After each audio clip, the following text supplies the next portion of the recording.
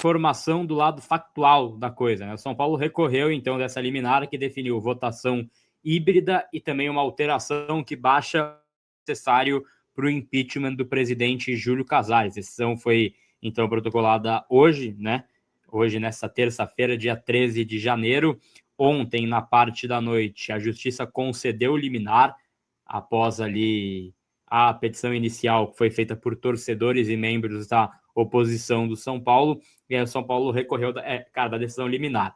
E aí, quando eu falo o São Paulo recorreu, explicar também que o polo passivo, ou seja, o réu da liminar sobre essas mudanças, em São Paulo, não é o Júlio Casares, né? Então é o São Paulo Futebol Clube que é o polo passivo dessa liminar que foi concedida. Então, é por óbvio a pedido do presidente, né? O clube é quem faz aí esse agravo na justiça para tentar recorrer a essa liminar. Esse documento ele foi assinado pelo Guilherme Salluti, advogado da FCAM, do escritório FCAM, que presta serviços ao São Paulo.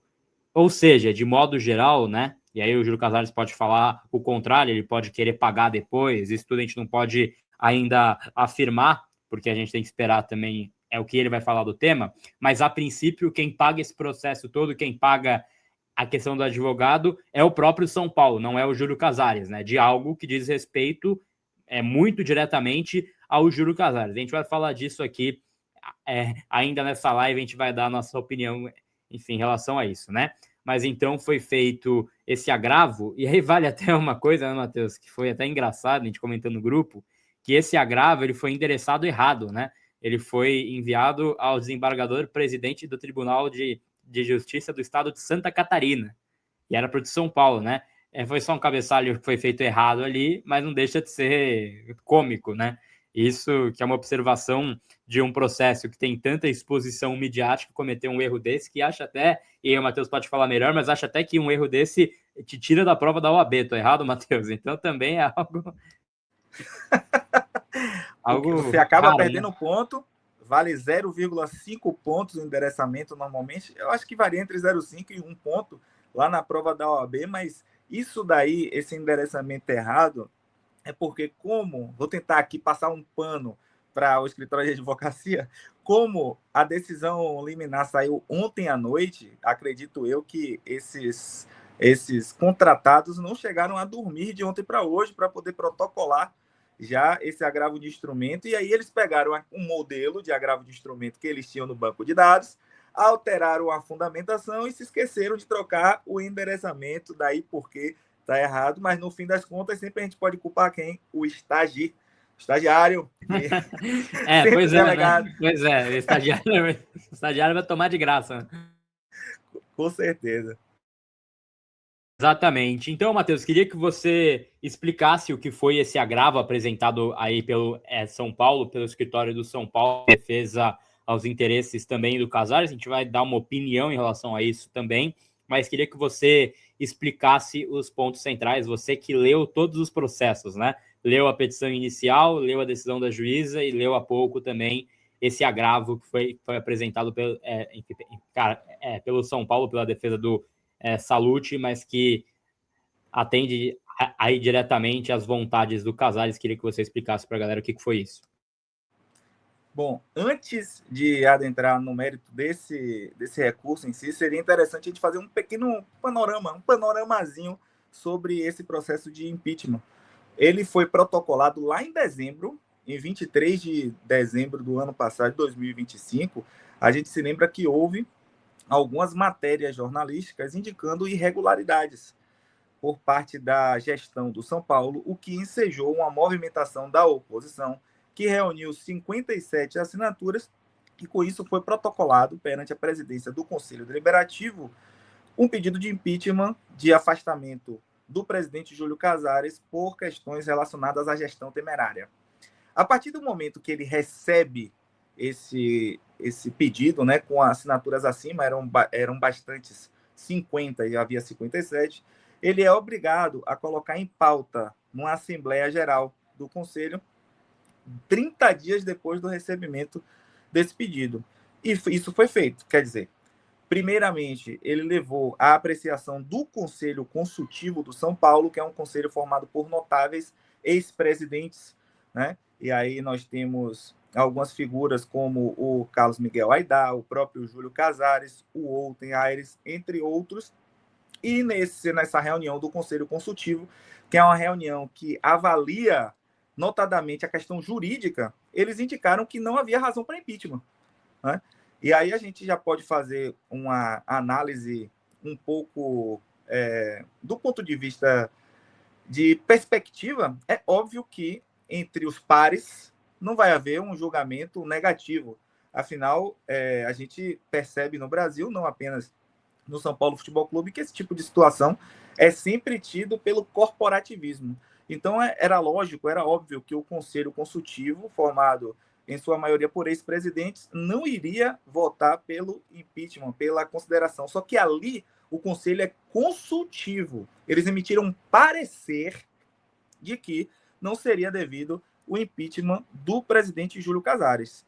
Tão logo houve essa manifestação, esse parecer do Conselho Consultivo, o Outen Aires marcou para o dia 14 a Assembleia Geral, que definiria pelo impedimento ou não. E aí existiam algumas razões de conveniência por parte do Outen. A gente está no começo do ano, em janeiro, essa reunião foi marcada muito proximal ao momento que eles receberam essa denúncia, e nesse caso houve, obviamente, uma insurgência, porque muitos dos conselheiros do São Paulo, são 255, o Gabriel só pode me corrigir se eu estiver errado, mas acredito que sejam esses 255 conselheiros, eles, alguns deles se insurgiram contra isso pelo fato de que eles estão viajando, estão em um momento de férias, alguns estão no Japão, em outros lugares, não poderiam efetivar a votação que foi determinada como presencial pelo Outen Aires. Além disso, existia uma fundamentação lógica nesse edital convocado do Outen para o dia 14. Essa fundamentação se baseava em 3 artigos. Era o artigo 63, o 79 e o 112 do Estatuto do São Paulo. Esses 3 artigos, um era sobre a convocação da Assembleia em si, o outro é a possibilidade da destituição do presidente, mas esse 112 é o que estabelecia o quórum. E o quórum estabelecido nesse artigo 112 é de 2/3 dos membros do Conselho Deliberativo. Nesse caso, após essa divulgação de que seria no dia 14 com esse quórum, o presidente Júlio Casares acionou o seu corpo jurídico, que foi até a presidência do Conselho Deliberativo e solicitou que, na realidade, o quórum não deveria ter sido aquele do 112, deveria ter sido do artigo 58, parágrafo 2º. Esse 58, parágrafo 2º, está localizado lá no Estatuto como a competência do Conselho Deliberativo. Essa competência do Conselho Deliberativo, ele fala que deveria haver um quórum de 75% do Conselho. Então, depois que o presidente Júlio Casares protocolou esse pedido junto à presidência, o presidente Outen Aires analisou o pedido e deferiu, acatou esse quórum diferenciado para o Júlio Casares.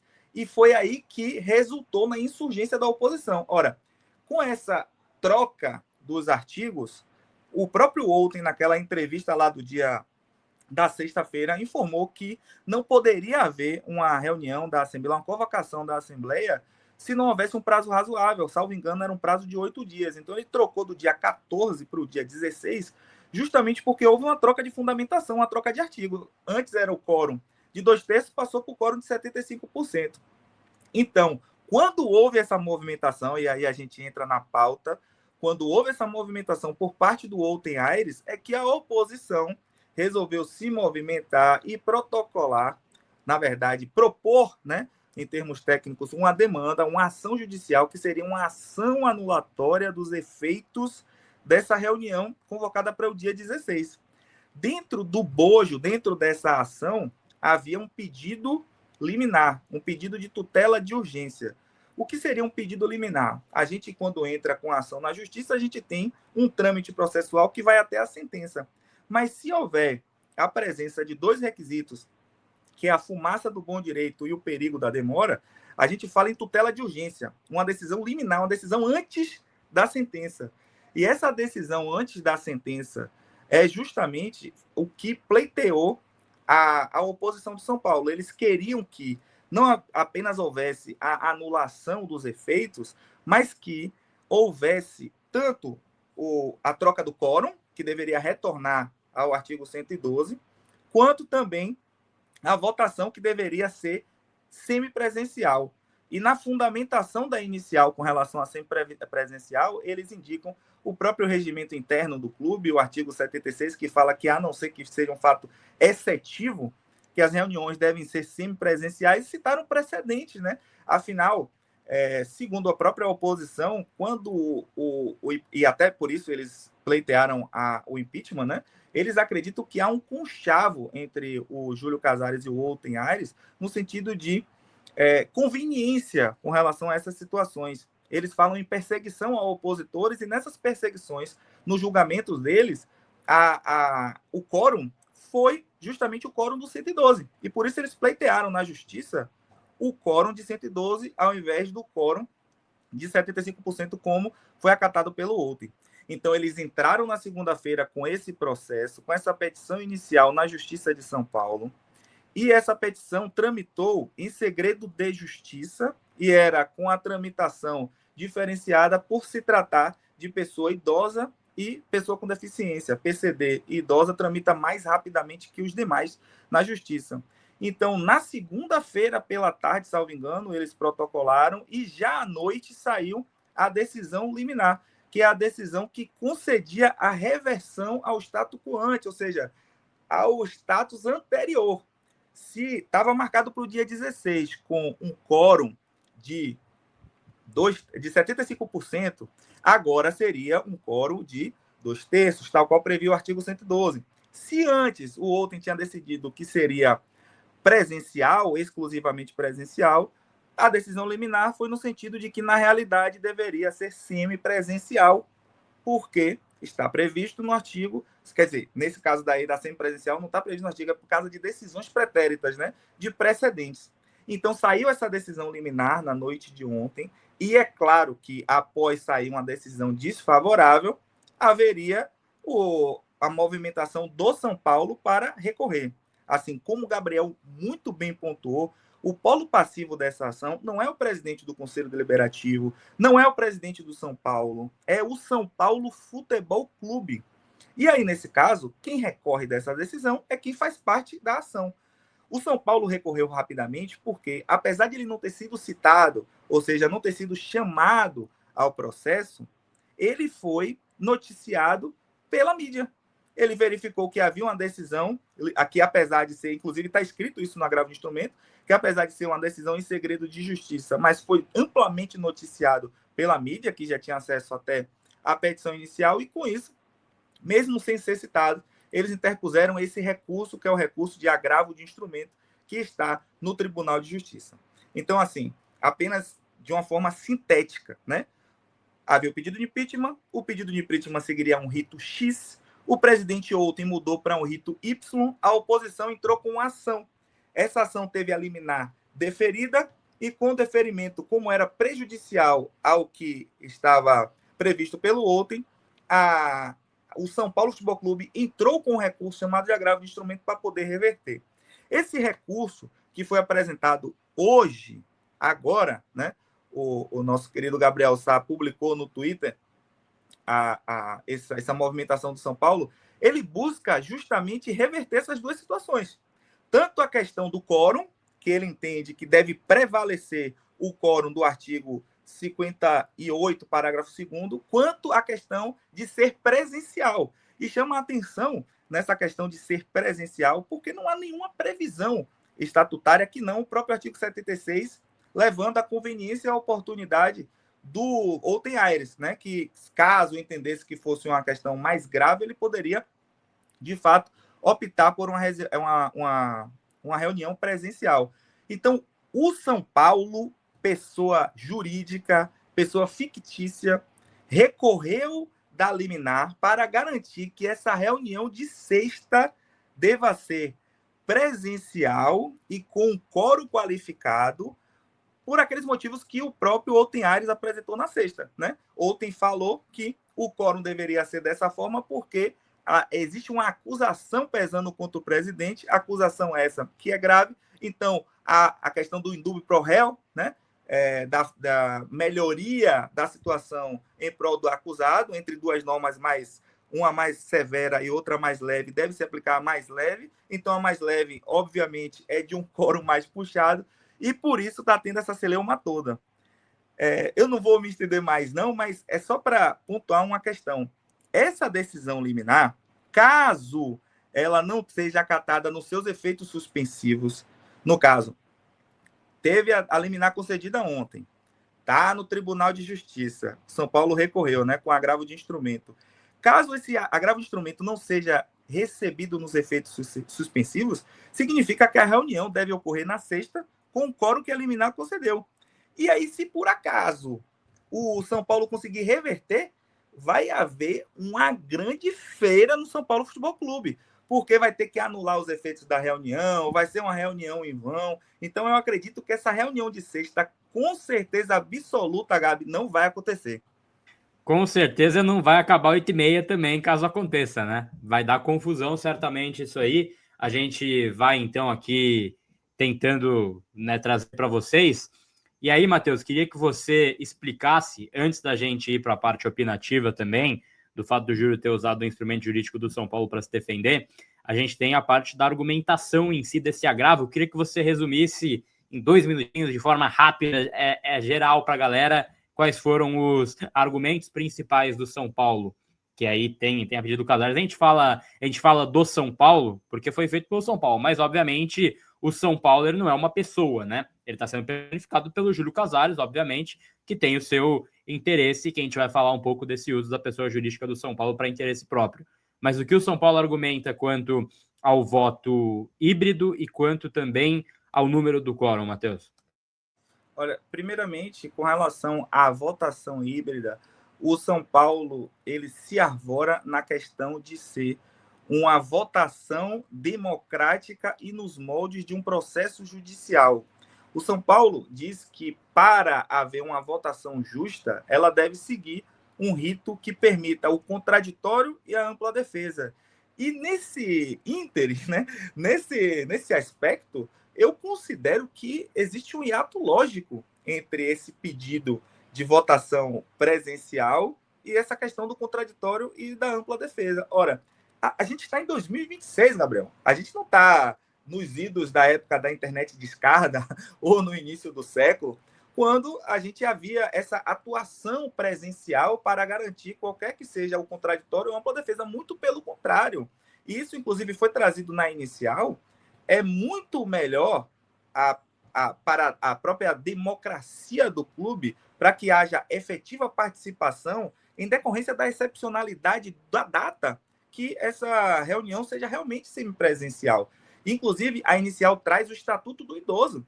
O Estatuto do Idoso, ele concede benesses para pessoas acima de 80 anos. E como a gente sabe, os conselheiros do São Paulo, alguns deles já têm certa idade, e realmente, para ele se deslocar até o Morumbi para poder votar, seria algo muito complicado, né? Muito complexo. Então, um dos argumentos do agravo de instrumento é justamente prendido, ele se arvora nessa questão aí. Ele fala que a reunião deve se pautar para que haja uma maior participação efetiva dos conselheiros. Não entendo como seria uma maior participação com a reunião presencial, mormente quando se sabe que haverá protesto esse encabeçado pelas próprias organizadas do clube.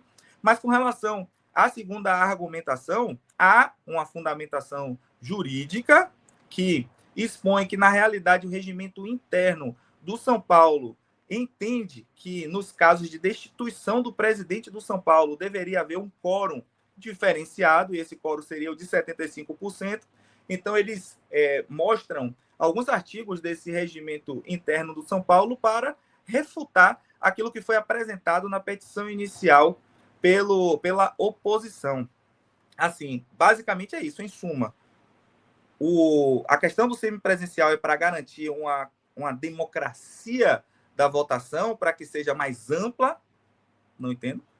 E com relação à votação em si, eles entendem pelo fato de que não é que é o Júlio Casares, porque assim, só para o público entender, quando há uma judicialização de uma pessoa jurídica, por exemplo, o condomínio, a gente está aqui no condomínio e aí a gente tem divergências com relação a artigos do condomínio.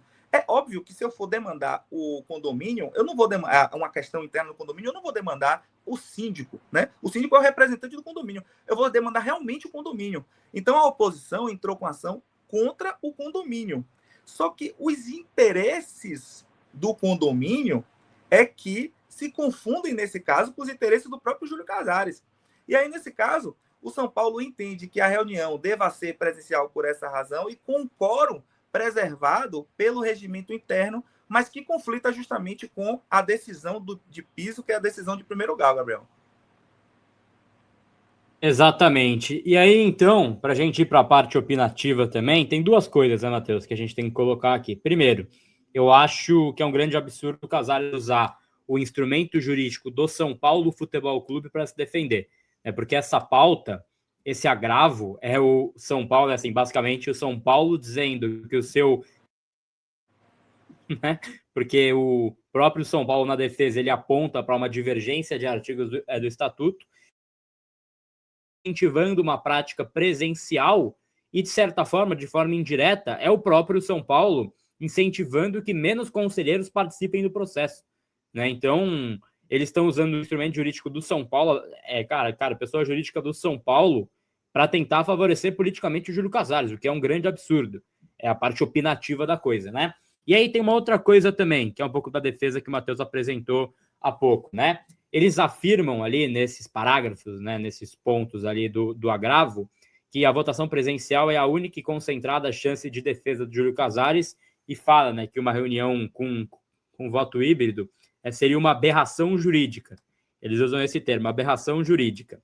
Eu acho, Matheus, que ele consegue ter amplo direito de defesa mesmo em um formato híbrido. Cara, pode haver uma transmissão interna da reunião. Pode ser semipresencial, pode ter o formato híbrido, mas ele pode se defender ali no pleito e pode ter algo transmitido para os conselheiros que estão em casa. Então isso não muda, como é em toda reunião do São Paulo. Online tem gente, no Salão Nobre, os caras acompanham. Então falar que é a única chance, e aí entra uma outra coisa. Em 2021, quando o Denis, conselheiro de oposição, foi afastado, e em 23, quando eles votaram ali pela comissão de ética do Gaspar, que é um cara de oposição também, eles permitiram votação híbrida. Ou seja, por essa lógica desse agravo, o clube, né, que é aí na figura aí desse advogado, ele assume então que ele tirou direito de defesa amplo desses conselheiros. É isso que fica subentendido para mim, pelo menos. Né? Porque quando eles falam que a única e concentrada chance do Casares apresentar uma defesa é na reunião presencial e para 2 opositores foi reunião híbrida, então os caras não tiveram direito à defesa. É um argumento que você pode apresentar também. Então, eu acho um grande absurdo isso tudo. E é algo assim, cara, eu acho inacreditável do ponto de vista de torcedor mesmo, o que esse cara tá fazendo para continuar mais alguns meses no cargo, sabe? É se debater num cargo que já não é mais dele. Ele não vai mais presidir no São Paulo, ele não vai mais ganhar a votação de orçamento, ele não vai mais ganhar a votação de empréstimo, ele tem rejeição de 99,999% da torcida, tem só um cara de Portugal que ainda apoia ele. Então, assim, ele tem uma rejeição máxima, absoluta. É algo realmente inacreditável, Matheus. É algo realmente inacreditável ele se debater no cargo. Ele vai ficar, assim, presidente, cara, até quando? É algo realmente que eu acho totalmente surreal. E esse argumento aí, eu acho cômodo. É muito cômodo falar agora que é a única chance de defesa, quando foi para a oposição, poderia ser híbrido, né? Sim, com certeza. E uma das coisas que a torcida precisa entender também é que, caso haja o impeachment de Júlio Casares, se houver votação na sexta-feira, quem vai assumir é o vice-presidente, é o Harry Macis, né, que já, inclusive, demonstrou publicamente que votará a favor do impeachment do Júlio Casares. Sendo essa votação na sexta, eu acredito que, além de conturbada, ela talvez nem se inicie, dada as múltiplas dificuldades com relação à entrada dos próprios conselheiros, à participação popular lá no momento. Eu acredito que as questões judiciais vão influenciar, sim. Primeiro porque a partir do momento em que houve a interposição desse agravo de instrumento, a confusão está instaurada. Porque, como eu estou falando, se não houver a atribuição do efeito suspensivo a esse recurso, vai haver a reunião que pode ser anulada, porque assim, quando chega no tribunal, Gabi, esse agravo de instrumento, ele é analisado por uma desembargadora. Essa desembargadora, caso ela não atribua esse efeito suspensivo, ela vai conceder um prazo para o São Paulo, ou para o São Paulo não, para a oposição, de 15 dias para contraminutar esse agravo de instrumento. E são 15 dias úteis, estamos em recesso forense, então vai começar a computar do dia 20 ainda. É impossível que haja uma resolução com relação a esse agravo de instrumento antes da reunião. O que eu entendo que eles vão fazer é, com base na interposição do agravo, se houver ou não a atribuição do efeito suspensivo, o Outem Aires vai remarcar essa reunião para uma data que seja conveniente. Vai remarcar para uma data um pouco mais longe, até para ou acalmar os ânimos, ou para que o agravo de instrumento seja apreciado pela turma. Porque assim, eu falei que é uma desembargadora porque é a relatora. Então, se ela negar, o São Paulo pode interpor um outro recurso, que é chamado de agravo interno. Esse agravo interno vai fazer com que esse recurso seja analisado pela Câmara, ou seja, por outros desembargadores além da relatora. Então, é uma grande confusão causada. Eu não acredito, sinceramente, Gabi, que vai acontecer essa reunião na sexta-feira. E se acontecer, vai dar muito pano para a manga, porque com certeza ela vai ser anulada por alguma das partes, ou pela oposição ou pela situação. Então, você acha que tem uma chance, Matheus, por exemplo, da resposta desse agravo não sair até sexta, rolar a votação, ter o resultado em cima da liminar, e aí sai, sei lá, na segunda-feira essa resposta, e aí ele pode tentar anular? Você acha que tem margem para que isso aconteça? Porque, assim, ele vai se debater até o final, a gente estava falando isso, né?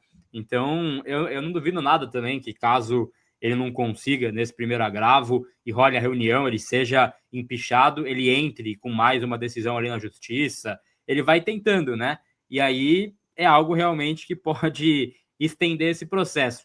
É só importante a gente, cara, pontuar. Hoje, né, dia 13 do 1, terça-feira, 3h30 da tarde, que a gente está em live. Hoje ainda está mantida a reunião. Ponto. Ainda está mantida a reunião por força importante. da liminar. Isso. E, respondendo a sua pergunta, não vai sair a resposta ao agravo de instrumento segunda-feira, justamente porque todas as vezes que você interpõe um recurso, você tem que permitir que a outra parte se manifeste antes de analisar. Então, tem um agravo de instrumento, vai ter que ter as contrarrazões ao agravo de instrumento, a contraminuta ao agravo de instrumento partindo da oposição. O que pode ter ou não com relação ao agravo de instrumento é a questão do efeito suspensivo.